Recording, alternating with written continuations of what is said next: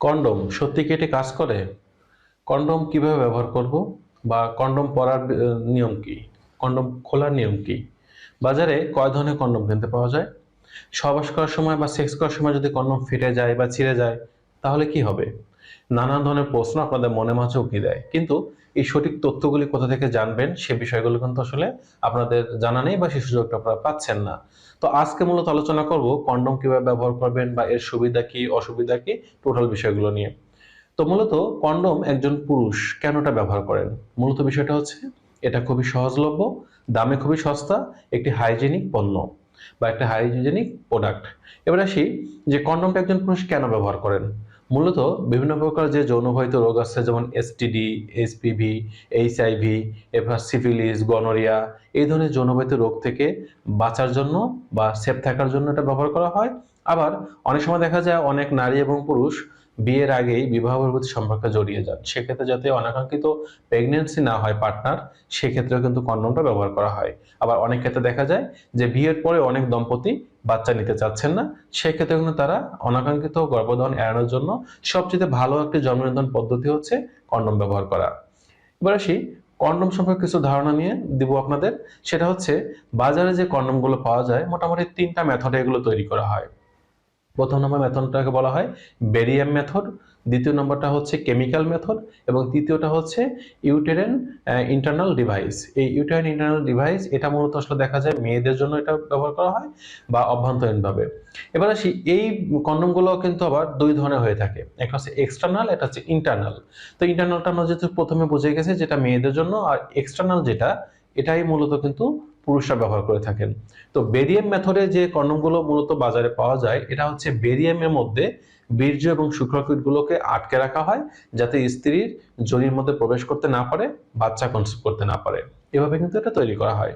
আরেকটা বিষয় হচ্ছে যে এই যে এক্সটার্নাল যে কন্ডোমগুলো আমরা ব্যবহার করে থাকি এর উপরের দিকে এবং উপর ভিতর দুই পার্টে কিন্তু এক প্রকার তেল বা তেল যুক্ত কিছু পদার্থ দেওয়া থাকে, যেটা আমরা পড়ার মাধ্যমে আমাদের পেনিসে যেমন ইজিলি ভাবে এটা প্রবেশ করে, আবার স্ত্রী ভ্যাজাইনা বা যোনিপথে কিন্তু খুব সহজে কোনো প্রকার ব্যথা ছাড়াই এটা প্রবেশ করানো যায়, এজন্য পদার্থটা দেওয়া থাকে। আর যেটা দেখা যাচ্ছে কেমিক্যাল মেথডে যে কন্ডমটা তৈরি করা হয় এর মধ্যে কিন্তু এই তৈলাক্ত পদার্থ ছাড়াও এক এক প্রকার কেমিক্যাল দেওয়া থাকে, যে কেমিক্যালটার নাম হচ্ছে হলো নন অক্সিনল 9। এই নন অক্সিনল 9 কেমিক্যালটা দেওয়ার কারণে দেখা যাচ্ছে যে আপনি যখন বীর্যপাত করতেছেন তখন বীর্যটা কর্মের ভিতর পড়ার সাথে সাথে বীর্যের মধ্যে থাকা যে শুক্রকীটগুলো আছে সবগুলো মারা যাচ্ছে বা মরে যাচ্ছে এই কেমিক্যালের জন্য। যার ফলে দেখা যায় যে এই কন্ডোমে একটা সুবিধা হচ্ছে যে আপনার সেক্স করা অবস্থায় যদি বীর্যপাত ঘটার পরে কোনো কারণে আপনার কন্ডোমটা ফেটে যায় তাহলে দেখা যাচ্ছে বাচ্চা কনসিভ করার সম্ভাবনা 90% থাকে না। কারণ হচ্ছে যেহেতু কন্ডোমের ভিতরে বীর্য পড়ার সাথে সাথে শুক্রকীটগুলো মারা যায়, এ কারণে এটা হয়ে থাকে। এটা হচ্ছে একটা বাড়তি সুবিধা। আর আমরা অন্যান্য যে কন্ডোমগুলো বাজারে কিনি সেখানেও কিন্তু দেখা যায় স্বাভাবিকভাবে পুরুষদের জন্য দুই ধরনের এক্সটার্নাল কন্ডোম কিন্তু পাওয়া যায়। একটা হচ্ছে আপনার ডটেড আর একটা হচ্ছে প্লেন। ডটেড যেটা এটা মূলত সেই ধরনের মহিলারা বেশি পছন্দ করেন যারা আসলে একটু কামুক কোয়ালিটির বা বেশি সেক্সি। তারা দেখা যায় এই ডটেড কন্ডোমটা ব্যবহার করার ফলে একটা আলাদা অনুভূতি, একটা ভালো লাগা তারা কাজ করে বা অনুভব করে তাদের মধ্যে। কারণ এই ডটগুলা যখন তাদের ভ্যাজাইনাতে জি স্পটে যে ঘর্ষণ দিচ্ছে তখন তারা কিন্তু খুব ভালো একটা ফিলিংস অনুভব করে থাকেন। এই বিষয়টা কিন্তু তারা খুব সুন্দরভাবে আসলে অনুভব করতে পারেন। আরেকটা বিষয় হচ্ছে যে এই যে প্লেন কন্ডম যেটা আছে এটা আসলে যারা একটু দেখা যাচ্ছে কম কামুক বা সেক্স অতটা পছন্দ করেন না, মোটামুটি করেন, তাদের জন্য কিন্তু তারা এই প্লেনটা পছন্দ করে থাকেন। এবার আসি, অনেকে বলে থাকেন যে আমি যখন কন্ডম পরতে যাই তখন আমার ব্যথা করে বা আমার একটু আমি জ্বালাপোড়া অনুভব করি। আসলে কারা এটা করে থাকেন? বিশেষ করে একটা বিষয় আমাদের মাথায় রাখতে হবে, যাদের সার্কামস্টেশন করা নেই, অর্থাৎ যে সকল পুরুষের মুসলমানি দেওয়া নেই, যাদের দেখা যাচ্ছে এই জায়গাটা লিঙ্গমুন্ডের এই জায়গাটা একেবারে সেটা আসলে চামড়া দ্বারা আবৃত থাকে, ঢাকা রয়েছে, তারা যখন এই চামড়াটা টেনে এরপর কন্ডমটা পড়তে যান তখন এই তাদের এই জায়গাটা সুলে যেতে পারে বা ব্যথা অনুভব করতে পারেন, জ্বালাপোড়া অনুভব করতে পারেন। কিন্তু যাদের সার্কামস্টেশন করা বা যারা মুসলমানি যাদের দেওয়া তাদের কিন্তু দেখা যাচ্ছে এমনিতে জায়গাটা ফাঁকা থাকে এবং এখানে কন্ডম পরলে কোনো প্রকার সমস্যার সম্ভাবনা থাকে না। এখন যাদের সার্কামসিশন করা নেই তাদের কিন্তু চামড়াটা টেনেই যে পড়তে হবে বিষয়টা এমন না। আপনি চামড়াটা এরকম আছে, আপনি ওই অবস্থায় কিন্তু কন্ডমটা পরতে পারেন, পরেও কিন্তু আপনি সেক্স করতে পারেন। আর যে ভুল কাজটা অনেকে করেন সেটা হচ্ছে, আপনারা যখন বাজার থেকে কন্ডমটা কেনেন তখন অনেকে দেখা যায় খুব তাড়াহুড়া করে তড়িঘড়ি করে কিন্তু আপনারা কন্ডমটা কিনে নিয়ে আসেন।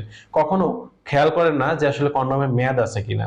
অনেকে লজ্জার কারণে এটা করেন না, অনেকে তাড়াতাড়ি তড়িঘড়ি করার জন্য এটা করেন না। অনেকে মনে করেন যে ফার্মেসি থেকে যেহেতু কিনেছি তারা তো আমাকে খারাপটা দেয়নি বা মেয়াদ আছে সেটাই তো দিয়েছে।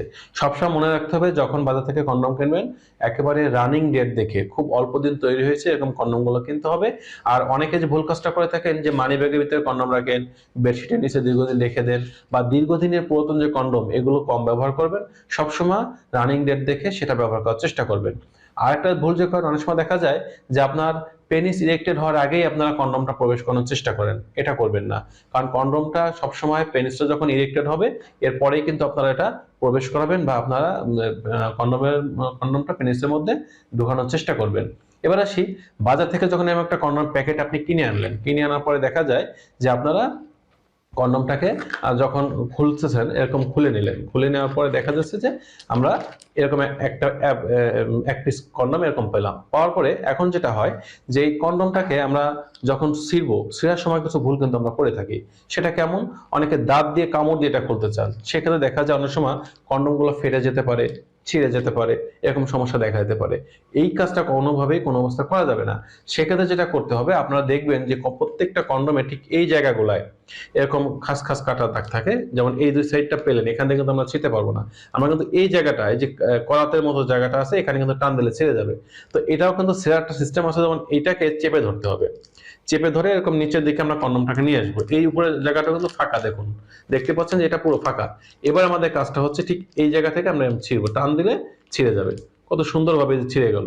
ছিঁড়ে যাওয়ার পরে যে কন্ডমটাকে আমরা বাইরে বের করে নিয়ে আসলাম। এবার আসি, কন্ডমটা আমরা কিভাবে লিঙ্গে পরাবো সেটাও কিন্তু একটা বিষয়। ধরুন আপনার পেনিসটা টোটালি এরকম ইরেক্টেড হয়েছে, পেনিসটা এখন ইরেক্টেড, এটা আমি একটা ডেমো দেখাচ্ছি আপনাদের। ইরেক্টেড হলো, ইরেক্টেড হওয়ার পরে আপনারা দেখতে পাচ্ছেন যে এই যে যে কন্ডোমের ঠিক উপরের দিকে এই যে একটা নিপেলের মতো, বেস্টের নিপেলের মতো একটা জায়গা, এটা থাকে। কেন থাকে? কারণ আমরা যে আসলে বীর্যপাতটা করব সেই বীর্যটা ঠিক এই জায়গায় এসে জমা হবে এবং এটা আটকে থাকবে। তো এই জন্য আমাদের যেটা করতে হবে, আমরা যখন পেনিসে কন্ডমটা পরবো তখন আমাদের এই জায়গাটা চেপে ধরে তারপরে কিন্তু কন্ডমটা প্রবেশ করতে হবে। কারণ আপনি এগুলো চেপে না ধরেন তাহলে কিন্তু বাতাস যদি ঢোকে তাহলে কিন্তু কন্ডমটা ফেটে যেতে পারে বা ছিঁড়ে যেতে পারে। এজন্য ঠিক এইভাবে আমরা এই যে এখানে চেপে ধরে আমরা সুন্দরভাবে কন্ডমটাকে এবার প্রবেশ করাবো। ঠিক এভাবে, এভাবে যখন আমরা প্রবেশ করালাম, প্রবেশ করানোর পরে সুন্দরভাবে কিন্তু আমাদের কন্ডমটা পেনিসে লেগে গেল। এই দেখেন, এটা কিন্তু ডট ডট, এটা ডটেড কন্ডম, এটা কিন্তু ডট ডট। সবার কিন্তু ডটেডটা পছন্দ না, অনেকের পছন্দ, অনেকে কিন্তু প্লেনটা পছন্দ করে থাকেন। তো যাই হোক, এখন বিষয়টা হচ্ছে আমরা এই যে ডট ডট দেওয়া যে এটা আছে, এটা আমরা সুন্দর করে নিয়ে নিলাম। এবার আমাদের কাজটা হচ্ছে যে আমাদের যখন সেক্স করা হয়ে যাবে তখন আমরা কি করব, তখন আমরা ঠিক উল্টো দিকে আবার টান দেবো। উল্টো দিকে টান টান দিয়ে আমরা কিন্তু এটাকে খুলে ফেলবো।